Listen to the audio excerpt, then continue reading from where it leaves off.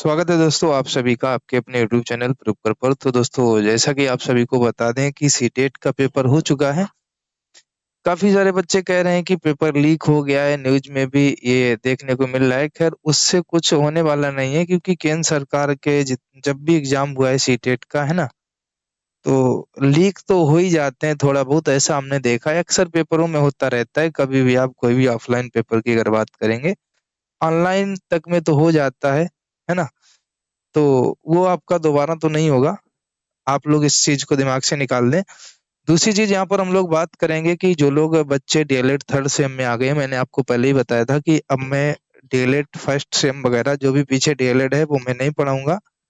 Third same fourth same का पूरा पढ़ा पढ़ा दिया है। इसके बाद में अब बात आती है थर्ड सेम, जो थर्ड में आ गए हैं, थर्ड फोर्थ, बस इसके बाद डीएलएड का काम खत्म।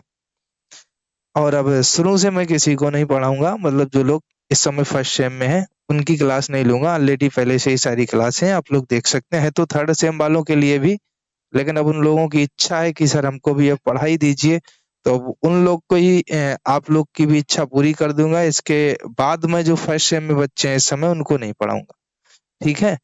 तो यहाँ पर हम लोग ये जानेंगे कि हमारा सिलेबस क्या है, कौन कौन से सब्जेक्ट पढ़ने हैं, जो हमारे विषय रहेंगे वो कौन कौन से रहेंगे, इस चीज को हम लोग यहाँ पर जानने की कोशिश करेंगे। इसके साथ साथ सब्जेक्ट के साथ साथ हम लोग ये भी जानेंगे जो गणित का सिलेबस क्या है, ठीक है। तो क्योंकि आपको वही सारी चीजें पढ़नी है, आपको अगर दिख रहा होगा तो मैं सबसे पहले तो आपको बता दूं जानकारी के लिए, जो लोग थर्ड सेमेस्टर में आ चुके हैं उनका नंबर 1 विषय रहता है शैक्षिक मूल्यांकन का, ठीक है। नंबर 2 विषय रहता है आपका समावेशी शिक्षा का। नंबर 3 आपका रहता है विज्ञान। नंबर 4 आपका रहता है गणित, ठीक है। 4 सब्जेक्ट तो आपके ये हो गए, एक शैक्षिक मूल्यांकन, एक समावेशी शिक्षा, तीसरा विज्ञान और चौथा गणित। इसके बाद में आगे आपके और भी हैं, 8 सब्जेक्ट रहते हैं थर्ड सेम में, जैसा कि आप सभी लोग जानते होंगे। गणित के बाद में आपका 5 नंबर पे रहता है सामाजिक अध्ययन, 6 नंबर पे रहता है आपका हिंदी, 7 पे रहता है संस्कृत, 8 पे रहता है कंप्यूटर शिक्षा। यानी आपको संस्कृत भी पढ़ना है, कंप्यूटर भी पढ़ना है, बाद बाकी सारे पढ़ने हैं, विज्ञान, गणित, सामाजिक विज्ञान, हिंदी। इसके साथ साथ शैक्षिक मूल्यांकन और समावेशी शिक्षा को पढ़ना है। तो ये आपके जो है 5 सब्जेक्ट रहते हैं आपको पढ़ने। इसके साथ साथ मैं आपको ये भी बता दूं, जो गणित का विषय सूची है उस चीज को भी हम लोग जान लेते हैं कि गणित के अंतर्गत क्या क्या आएगा। अनुपात, समानुपात, अनुलोम एवं प्रतिलोम समानुपात का अर्थ, ये सारी चीजें। दूसरा है समानुपाती राशियों में बहापदों एवं मध्य पदों के गुणनफल में संबंध, आपसे पूछा जाएगा। जो समानुपाती राशियां होती हैं, जैसा आपने देखा होगा, इस प्रकार से आपको दे दिया जाए 2:5 समानुपात 6:8, मतलब इस प्रकार से दिया जाए बहापदों का आंतरिक पदों का गुणनफल, ये वाला, ठीक है। घातांक की अवधारणा रहेगी।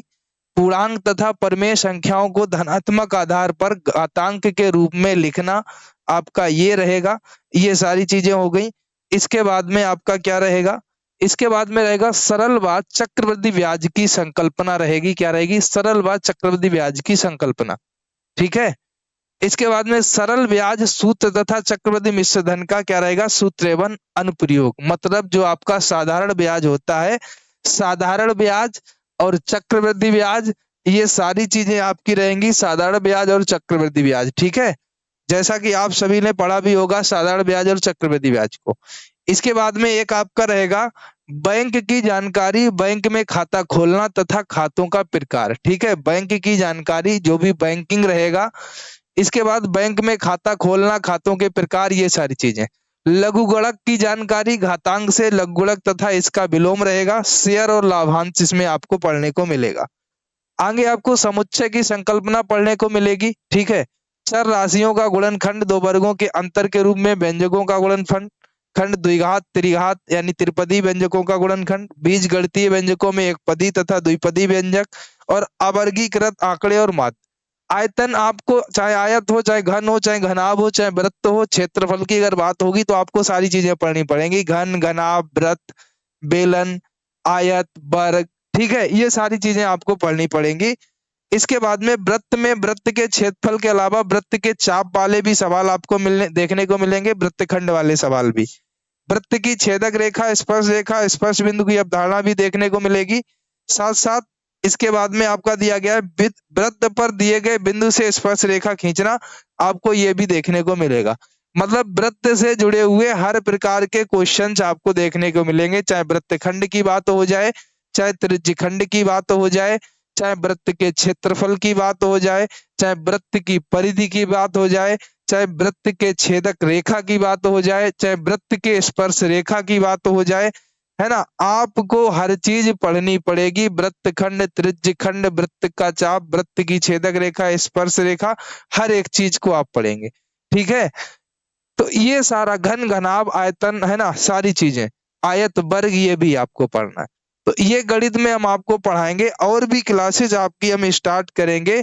इसके साथ साथ हम आपको ये भी बता दें, हमारा एक ऐप है प्ले स्टोर पर, जिसका लिंक डिस्क्रिप्शन में है, जरूर डाउनलोड करें, है ना। हम आपको वहां भी आपके लिए जो चीजें प्रोवाइड कराएंगे वो आपको कल बता देंगे नेक्स्ट वीडियो के माध्यम से, क्या कुछ चीजें किस प्रकार से वहां पर मिलेंगी। आप सिर्फ आज डाउनलोड करके और रजिस्टर करके रखिएगा। जितने भी बच्चे थर्ड सेम में हैं, और ज्यादा से ज्यादा अगर आप संख्या में आएंगे तो आपकी बहुत ही अच्छे तरीके से यूट्यूब पर भी क्लासेस चलेंगी। और इस वीडियो को अपने सभी दोस्तों में शेयर कर दीजिएगा, जो भी दोस्त आपके तैयारी करते हैं, ठीक है बेटा। अब हम चलते हैं, सभी को बाय बाय, टेक केयर, जय हिंद।